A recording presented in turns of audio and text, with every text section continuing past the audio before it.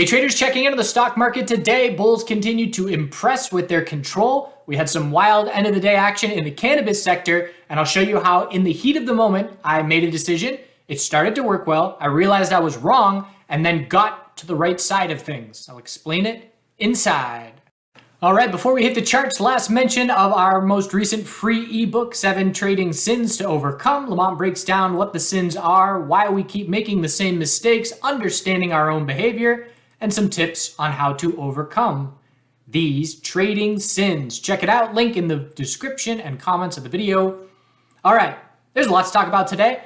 A lot just happened to me into the close in the cannabis sector on a reaction to news.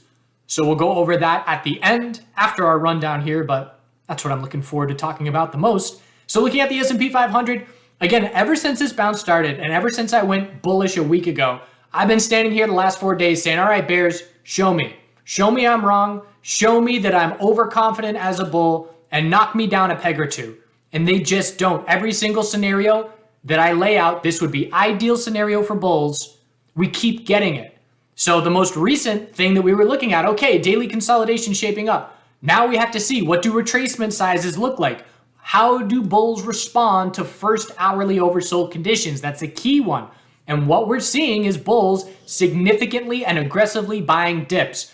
And just as an example, to break it down real quick, NVDA is your picture perfect ideal scenario for a bull.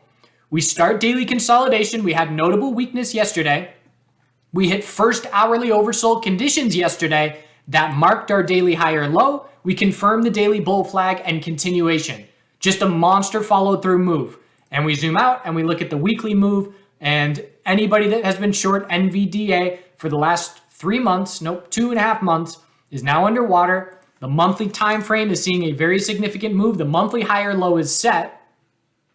And again, back to FOMO, absolutely back to FOMO, just as we are $75 off of our low, and we are $75 from the all-time high, less than that, $65. So closer to the all-time high, same with SPY, closer to the all-time high than our recent fear low. So NVDA, again, look at it because it is your ideal picture perfect scenario, and there are other names that are trying to do the same thing. Our major sectors, XLV, healthcare, hourly oversold into the end of the day yesterday, all bulls all day today. If this is our daily higher low, it's first hourly oversold conditions as a daily higher low and a potential daily bull flag. We do still need to confirm the hourly trend change to the bulls, but if we get that tomorrow, the daily bull flag will be shaping up. XLF, same deal. Yesterday, we hit hourly oversold.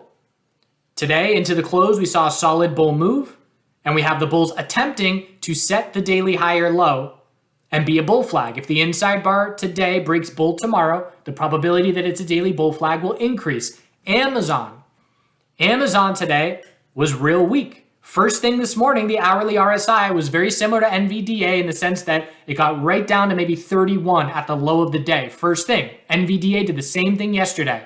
Now Amazon has bounced significantly to recover, and it's the potential that hourly oversold marked our daily higher low, and it's a potential daily bull flag.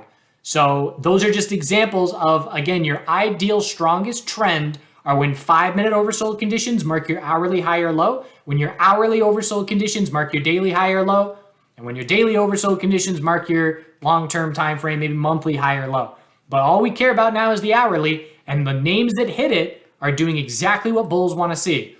S&P 500 is up at the high of its bounce. The futures chart is still a higher low every day. We look at SPY.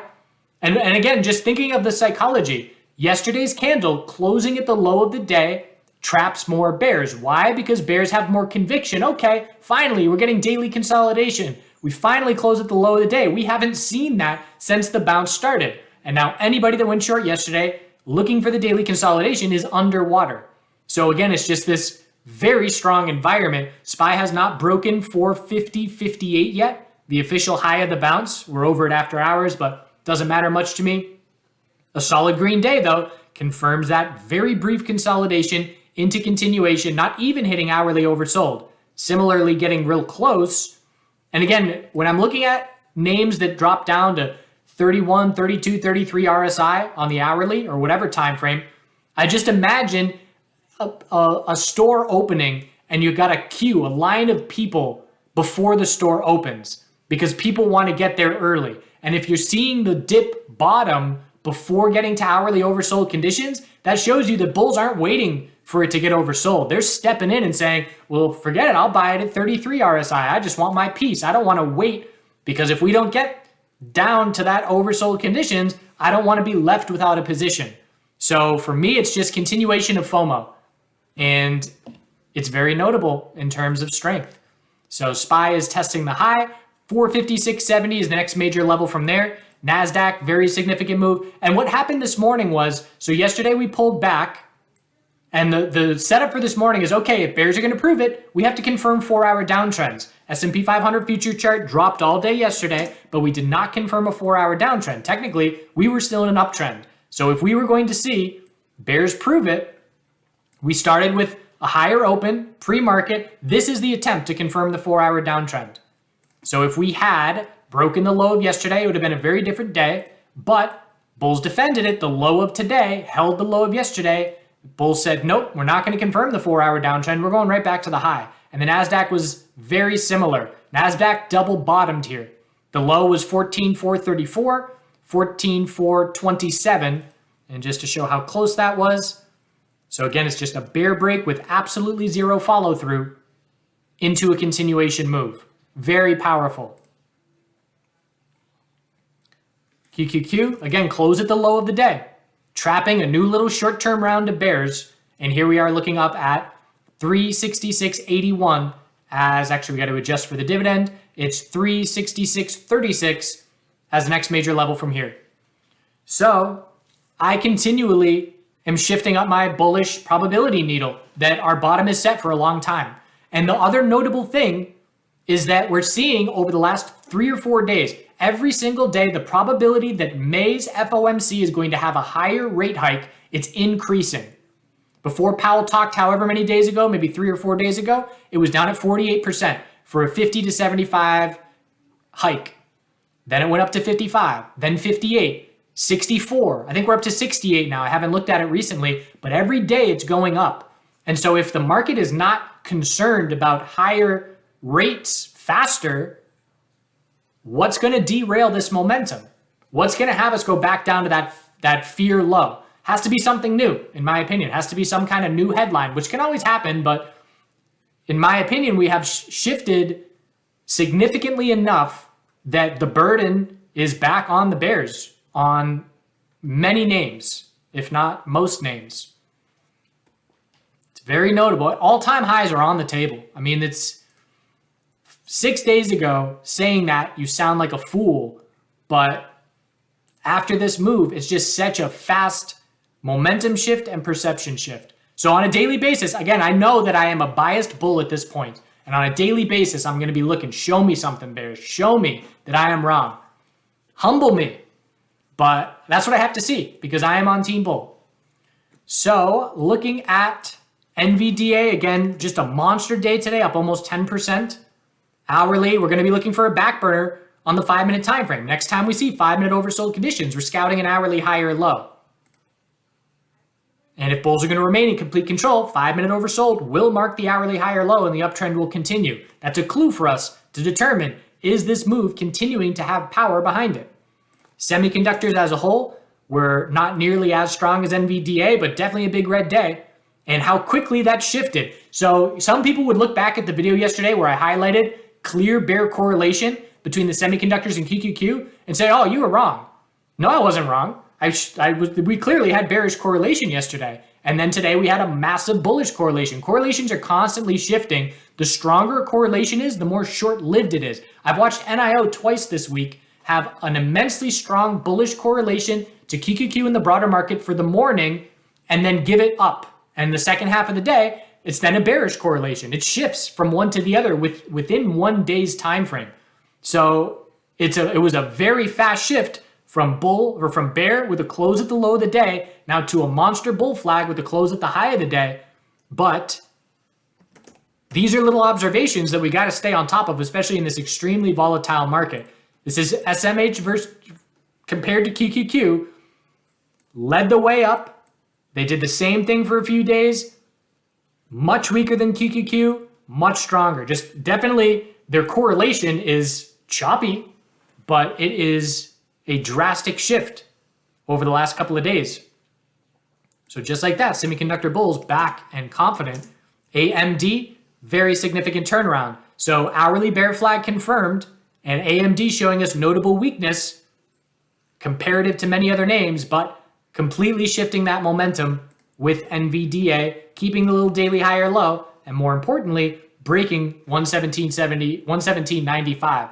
After 2 days of doing the same thing as a sector, weaker this entire 5-day period, and then back with a very strong candle. I'm watching TLRY run up here after hours with a sizable position. It's a good thing. We'll talk about that soon. Tesla, daily inside bar, stair-step pattern continues. Again, didn't even get close to hourly oversold. Just a tight range today that broke bull without much follow through into the close, but not even close to hourly oversold. So again, we're just watching to see when daily consolidation begins, what does hourly RSI look like? And does it lead to a daily bull flag? So we already went over healthcare, hourly trend change back to bulls needed, potential for a daily bull flag if the bulls confirm the hourly trend change from here. XLF, same deal. It is as healthy consolidation at this point that bulls could hope for. Now, if either of these two sectors fail the recent high and break the recent low, that's going to be the first win for the bears on this big time move. Burden's still on the bears. IWM's trying for a daily bull flag. Talked about the EMAs. Bulls want to hold EMAs on the back test, and so far we are. Hourly RSI got down at the low of this candle. It was down to about 32, 33, and here we are with a significant bull move today. It's a daily bull flag attempt. Crypto is showing us strength. Bitcoin's testing a key resistance level, trying to get a monthly bounce going. I do have an MARA position for the daily bull flag here. Did I highlight that yesterday? Maybe. I think so. I've been highlighting it somewhere. But double top rejection, I think it was yesterday's video, where it's not a cup and handle, but it's the psychology where you have a clear resistance level and then you bull flag. So have to break 30.96 and 31.44 from here. But again, just another daily bull flag. Broke the low of yesterday with zero follow through. Biotech sector looks like a daily bull flag. EMA 12 support holding. Sideways trading, definitely a bit choppy. But bulls keeping their control with these little higher lows. Must break 93.09 for continuation. NIO earnings reaction is bullish.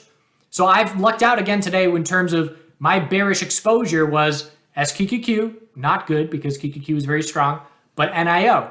So on this dump for NIO, I was just trading like a madman, covering half my short, re-entering half my short, covering half my short, re-entering, and then by the bottom, I had covered everything. And the reason was the 15-minute RSI was in the teens, and I know to be looking for a bounce. So it's an instance where I didn't get nearly as much, I got a small gain on this bounce. I fumbled the bounce is what it boils down to. I traded the bear move, couldn't have done it better, and then really messed up the bounce. Didn't lose anything, but obviously left a bunch of money on the table on that 15-minute oversold bounce. So my takeaway was, it's interesting to shift mindset because normally I'm looking for an oversold bounce. I'm in a one-track mindset. Okay, this is my edge. Today, I was using my edge as a bounce trader to determine when to exit my short. So I was looking at it from a bit of a different lens. And then by the time it was time to switch around and go bullish for the oversold bounce, it was hard for me to make that complete 180-degree switch over. And I also was leaving the computer for a couple hours before the bounce really got going. So that was another reason that I didn't really stick with it, but just interesting to observe. But the point is that morning drop allowed for my protection to be profitable with a short while my long positions, Tesla, MSOS, and Facebook all continued to go up. So that's your ideal day where hedges are green and longs are green. Again, SQQQ was definitely a red position today, but I currently have less bear exposure than the last couple of days because, again, bulls are just showing me everything that I want to see. And because of that, I went real aggressive on TLRY, which I'll tell you about in just a minute. So the dollar is still tightening up sideways, no change there. Gold and silver getting nice follow through. So those entries now are nice and profitable. I can probably just stick a break-even stop on both GLD and SLV that I entered. When did I enter that? Maybe Tuesday? I forget. Talked about it in the video, but in GLD and SLV, and this needs to be the weekly high or low. If this is not our metals weekly high or low, it's a big time red flag for longer term bulls. Not longer term bulls, maybe we'll call them midterm bulls. Whoa, what's going on here? This is my first time, as you can tell, looking at the miners. Okay, we were consolidating on the metals. It was a solid day for the metals. This is a very notable shift. So healthy consolidation on gold, just looking for an hourly high or low. But at that same point in time, GDX pulled back very, very notably. That's multiple percent of pullback, big upper wick or red candle. So let's go to GLD compared to GDX. And this is going to be a long-term downtrend chart. And there's going to be a big green day today. What does that mean? It means gold gained against miners. So play that game with yourself. I have not looked at this chart, but I just comparing, okay, if we had relative strength and then now we have relative weakness, what is this chart going to look like? So miners has been the place to be comparative to gold for a long time. Not today though. Notable shift. Keeping an eye on that. Oil scouting that daily lower high, but not set yet. 4-hour time frame. Still an uptrend. Have to lose the 4-hour uptrend for confidence the daily lower high is being set. All right, I want to talk about MJ. So TLRY right now is running up after hours after a short squeeze move. So huge volume, huge green candle, prolonged downtrend. So we know there's tons of shorts and it's getting the Reddit pump after hours. And again, I don't believe it's Redditors that are pumping this, but I know that big money uses TLRY and SNDL as the cannabis sector plays when it's looking to play the sector.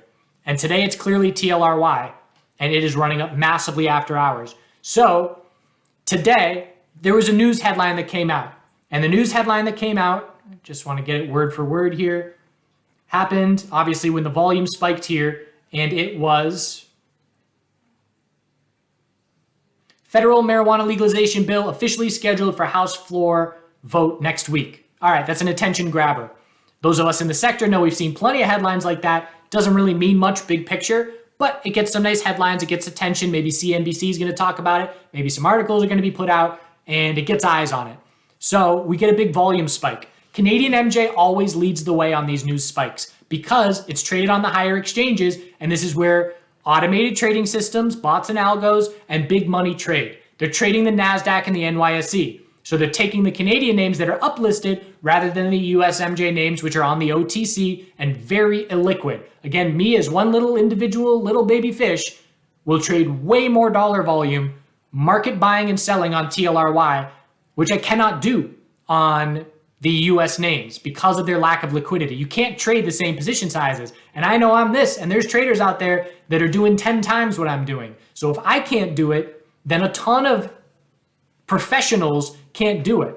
So they go to Canada. So what we see often is the Canadian names shoot up real fast because of these automated trading systems. They're all over it. And then we see the US MJ names act as laggards. So this move took place initially at 250. And shout out to everybody in the chat room who's posting the news and getting eyes on this, because again, I was not paying attention at all, but because I had a team helping me pay attention to all corners of the market, I was able to make a good amount on this move just because, and I was in a meeting. I came out of a meeting literally right here. I was in a meeting until probably right after that. Came out of the meeting, it was a Zoom call, and saw this was going on. I said, okay, I missed TLRY. I missed Canadian MJ. I can't chase this move. I don't like the risk to reward of just chasing. But at that point in time, again, what time was it? 250. MSOS, here's its 250 candle. Nothing going on. While TLRY just spiked on some volume. And then we get this second candle. We're not even at the high of the day yet. And by the time we're not even at the high of the day, TLRY has already blown through the high of the day by 5%. So what I do is jump into MSOS as a laggard play. And I get filled 2034, and then I add 2043. So my fills are here and then right up at the high of the day. And then I see this move take place. I say, did it again. Got it. Laggard move. Easy play. I missed the move. You know, maybe the Canadian names keep going up, but in terms of risk and reward and making an entry on a name that has not run yet, I'm much more comfortable doing it on the laggard play. So then, as always, selling partial. If you've been trading this sector, you know you sell into bull moves because oftentimes they don't last. So sold half at 20.83. So now my break even is under $20. I cannot lose on this trade. As though it's my break even is at the low of the day.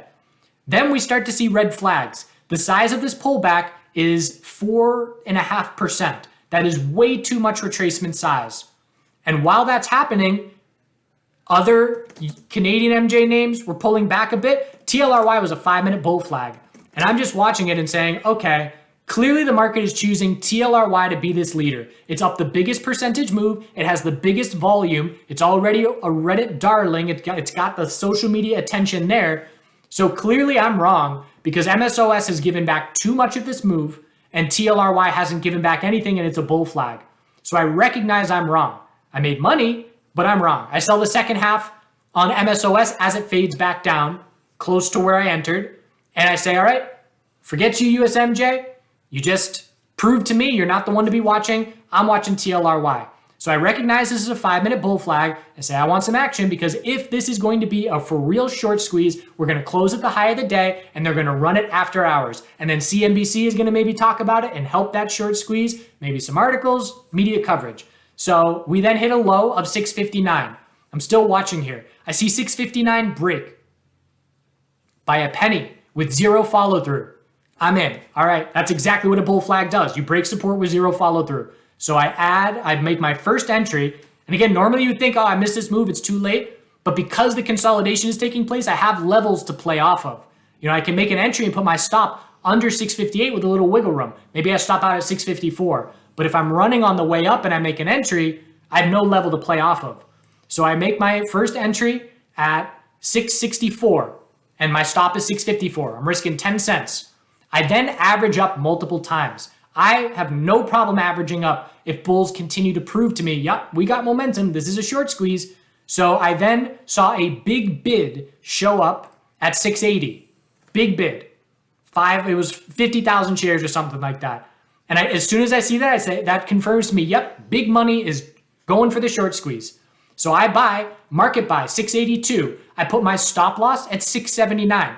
I added an aggressive position, averaging up. I'm literally risking, we'll call it with some wiggle room or follow through on a stop out, I'm risking 4 cents on my added position. If that level breaks of 680, that big bid that I saw, I will give back 4 cents on my aggressive position.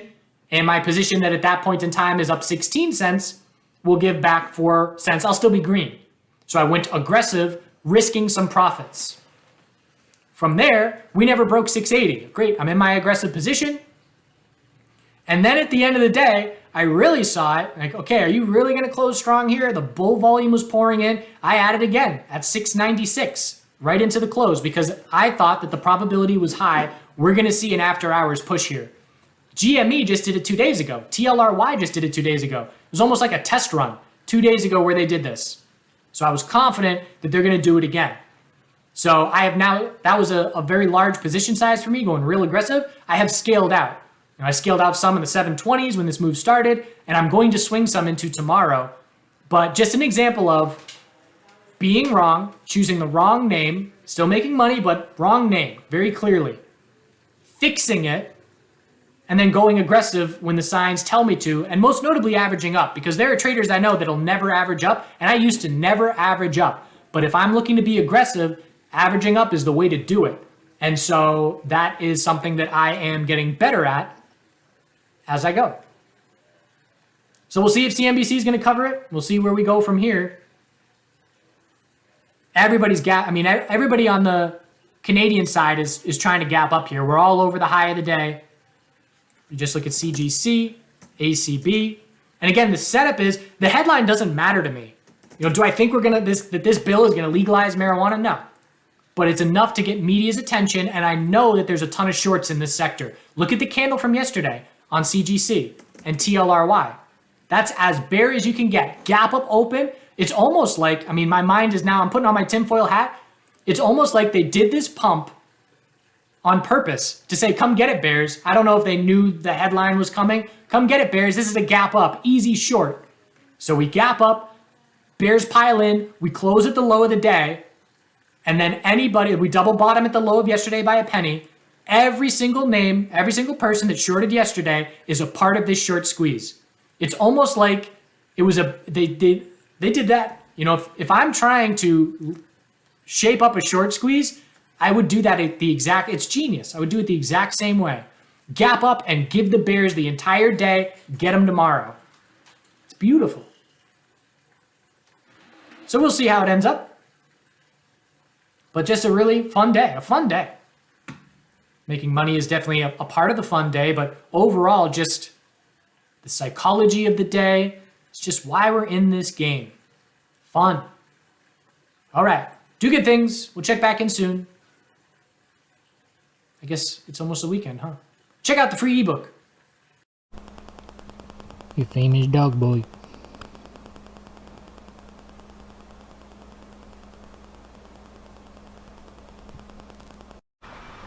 Oh, the fishies coming out.